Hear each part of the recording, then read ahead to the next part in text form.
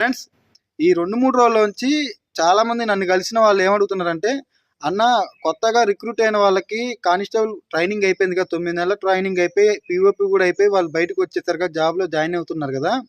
So, ఇప్పుడు కొత్త recruitment process start అవుతుందా? నోటిఫికేషన్ పడుతుందా? పడితే ఎన్ని పోస్టులకు పడుతదని" చెప్పి అడుగుతున్నారు.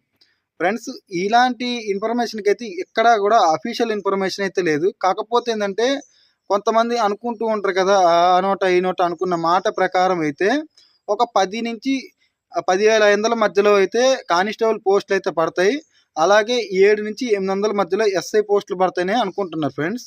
ఇంకేందంటే అది కూడా మనకి మార్చి, ఏప్రిల్, మే ఈ 3 నెలల్లో ఆ నోటిఫికేషన్ వచ్చే అవకాశం అయితే ఉంది. సో, నోటిఫికేషన్ కంపల్సరీ 2025లో ఫస్ట్ 6 మంత్స్‌లో పడే అవకాశం ఉంది కాబట్టి, మనం ఇప్పటి నుంచి కరెక్ట్‌గా ప్రిపేర్ అవ్వడం, ఇప్పటి నుంచే కోచింగ్ తీసుకొని ఉంటే మాత్రాన చాలా మంచిది ఫ్రెండ్స్.